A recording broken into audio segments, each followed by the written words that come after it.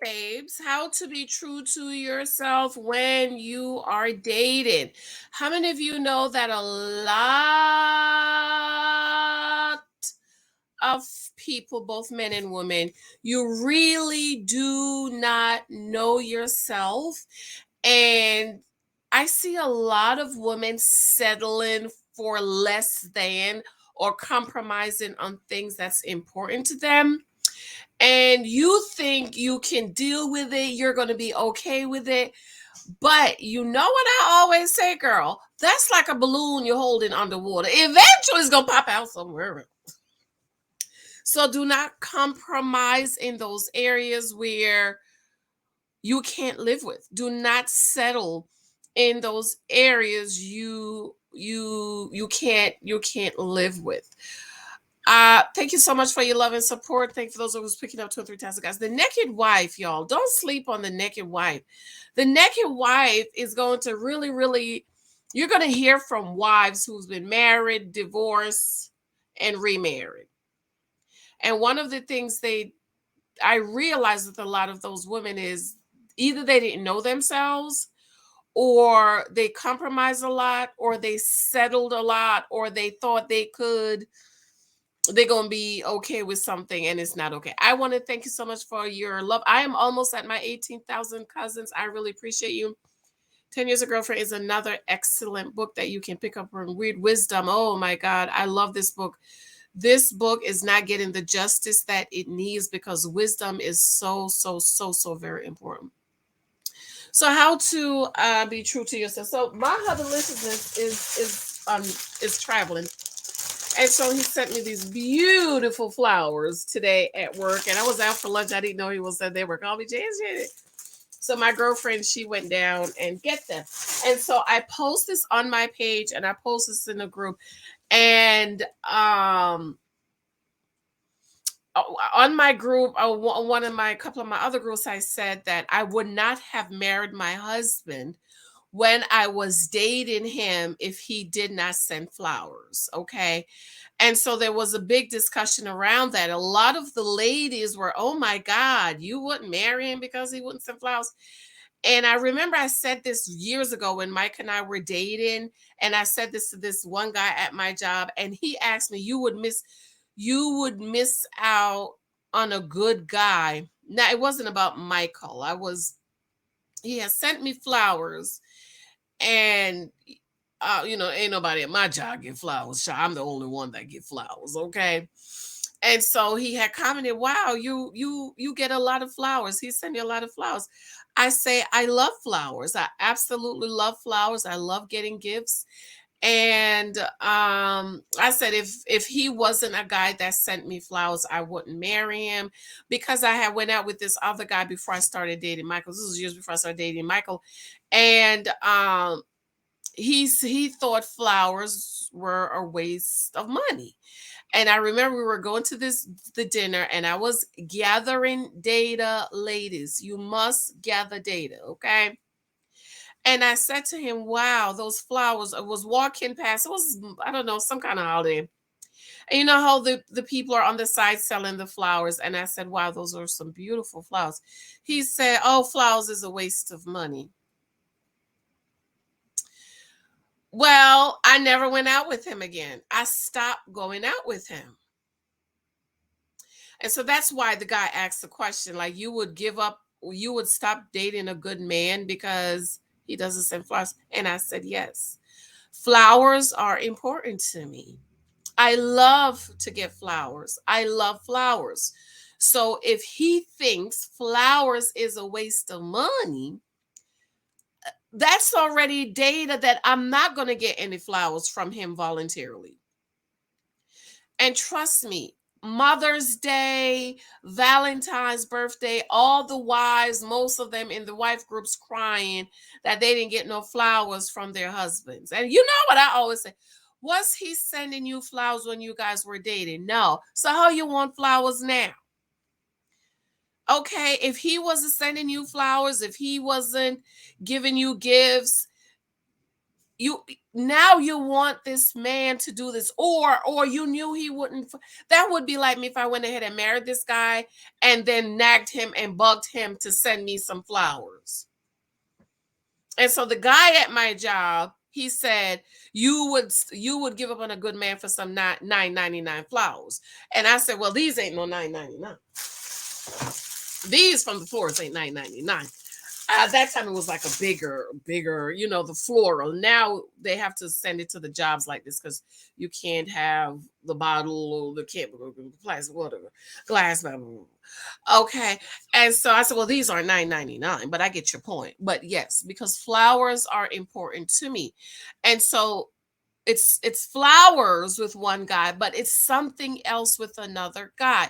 For example, I had shared that there was this one guy I was dating. He said as soon as Lexa get 18, she could go in a group home. Well, I didn't argue with him. I just never went out with him again because why? That was data, data, data. I also shared in my community tab about a week ago about a mom who was dating this guy, and her little boy has a name, and her boyfriend did not like the name and wanted her to change the name. So the mom buckled down. She said, no, I'm not changing his name. He's 5 years. The boy's 5. I mean, I could understand if he was 5, but the boy's 5 years old. And so he said, okay, I'm fine with it. So then they got married. And guess what he did? He changed his mind. He said, you know what? I changed my mind. I do have a problem with your son's name because that's the same name as my stepfather, and my stepfather abused me. And so now he has doubled down on the mom changing his name. Well, I blame you. Listen, once a man has a problem with anything before you were dating, trust me, it's going to blow up when you get married. That is why data gathering is so important. This is why you need this book, 23 Tests of Guys You Might Meet. This is why you do not get emotionally involved. This is why you don't get invested, because you can easily walk away. The flowers guy, I never went out with him again. I easily walked away. The guy that talked about put Lex in a group home, I easily walked away. The guy that wanted me to do a boob job, I easily walked away. It meant nothing. It was absolutely nothing. They were just guys that I was gathering data on to see if we had enough things in common and if we can progress. But if they didn't, I would drop and move along. Or if they said something that I did not like, I overheard a conversation today. Or was that Alyssa was talking about something on Reddit where she's agnostic, he's Muslim. They got married. Now they have kids, and he wants to raise the kids Muslim, but she's agnostic. So first of all, why didn't you marry somebody who's agnostic, ma'am? Sir, why didn't you go find a wife that's a Muslim woman? It's the same thing like a lot of you women marry these heathen men out of jail, bring them to church, get them saved, and marry them. And as soon as y'all get married, he stopped going to church. He hasn't been back to church. Because who he is deep down, he has not been redeemed. He is not born again. He has not been converted. His heart is not for God. So you are the one that's forcing him to do and be what you want him to be. But to his true self, that is not who he is. I did my video this morning on Megan Good, and someone commented. I said, you need to leave people and let them be who he is. So Devon Franklin tried to change Megan in this First Lady. The person, there was 2 comments. One person, well, what's the requirement for a First Lady? I didn't even answer, because if you First Lady, a pastor's wife is not something to play with. And so the other person said, what you mean let them be themselves? Yes, you leave people alone to be themselves. A perfect example is me. I can't change myself from loving flowers. I love flowers. I love getting flowers. That is who I am. So some man would probably try to come and rewire my mind and say, no, you don't need to get flowers. Or I might try to rewire my mind to fit his standards. And then in marriage, I would be resentful and bitter, and there would be a lot of turmoil in my marriage.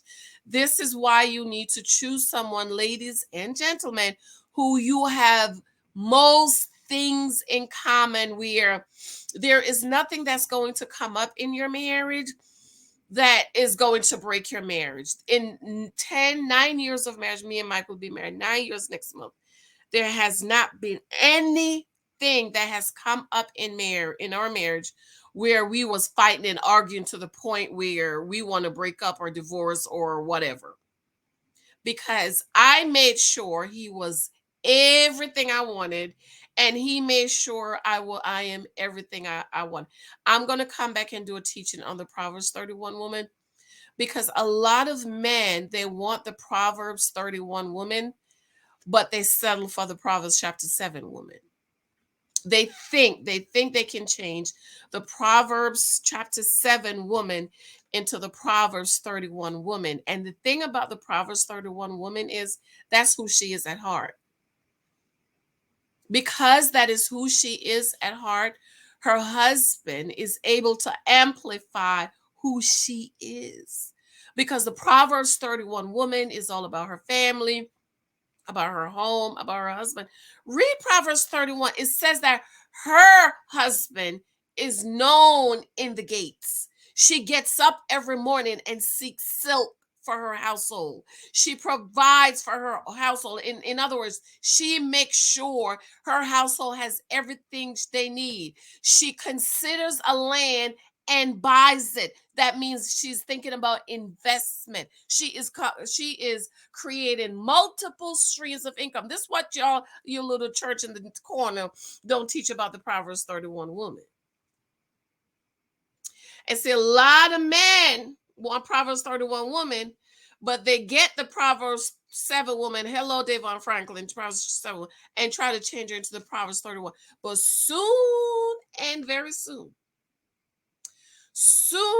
very soon, Miss Proverbs chapter 7 is going to show up, because all this time she was faking the funk of Proverbs 31 woman. Proverbs 31 woman is who she is at heart. That is who she is. That's who she was raised to be.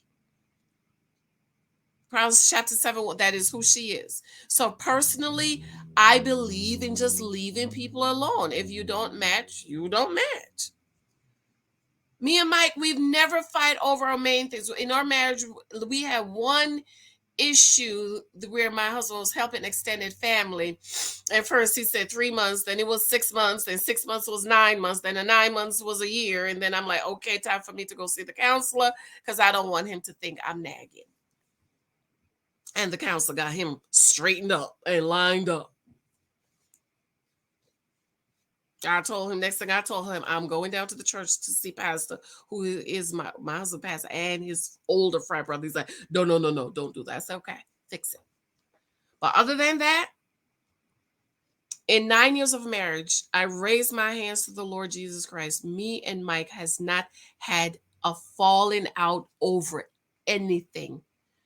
You know why? Because we are the same. We believe the same. We're both believers. We're both born again. The other morning I was making pancakes for the baby and sent him a picture, and he texted me a verse from chapter 31 that says, what did he? Let me see if I have my phone. Hold on, y'all. Michael, do you have my phone? No. Baby girl, they have my phone. But he talks about how her children call her blessed, and that really touched my heart, because it lets me know he's reading the Proverbs, the book of Proverbs. So, ladies and gentlemen, in your dating journey, if someone is not who you want, you need to walk away. A lot of guys have this savior complex where they're trying to save some woman. You can't save her. That's who she is. Leave her alone. I have to go, y'all. I'm tired. I just got home. I absolutely love you, Dory. Listen, show me love, show me support with my books on Amazon. Also, my Patreon, Check out my Patreon. Let me know. Some people got books today. I posted in my Patreon that some people got some books today. Check your mailboxes. Um, How to Read Your Bible in 1 Year is also available on Amazon. It is on sale for $15.99, but this weekend is I'm taking it off sale. Okay, so this is your time to get it. I absolutely love you. Let me know what you think about how to be your true self in dating. Do not try to change people. Trust me. You do not want to end up being the naked one. I could never be married to somebody who didn't give me flowers because it's important to me. Let me give you one more example. The truck, right? I drive an American car. To me, what's important about a car is that it's safe. It's a brand new car off the lot. When we went to pick it up, brand new, drive off the lot, brand new, and it's an American car. But for me, as long as the car is safe, it's fine. I don't have to drive a Benz. I don't have to drive a BMW. I don't have to drive a Range Rover. As long as the car is safe, I'm fine with it. But I'm also very wise in my spending, and I've always been like that. Okay, when the girls was taking out $30,000 car when we were in college, I was on the bus. I said, "No, I ain't getting no car till I graduate because I didn't need to. I could walk a couple of blocks, get on the bus, get off, walk across the street, go to Essex County and Rutgers." And I didn't get a car until I graduated and I started working. My dad bought my first two cars for me. And the car I had when I met my husband, I remember an elder at the church was pushing me to go get a brand new car. He pushed some girl to go get a brand new car. 6 months later, she had to turn it in because she could not keep up the payments. You know what I did? I went to my credit union and took out $2,500 out of what I was saving, out of my savings. A friend of mine said, "James, look at Craigslist." Looked on Craigslist, had my uncle go look at the car. It was one owner, had like 21,000 miles on it. Can you imagine a car with 21,000 miles on it? I paid 25,000. Went to the bank, got a cashier's check, $2,500, and drove off my car. Okay. So for me, as long as a car is safe, it's comfortable. He don't have to buy me a Benz, but he got to buy me flowers. I know some of y'all don't understand, but I got to go. I got time to explain to you. I'm tired. I love you. I love you, beloved. See you later. Bye.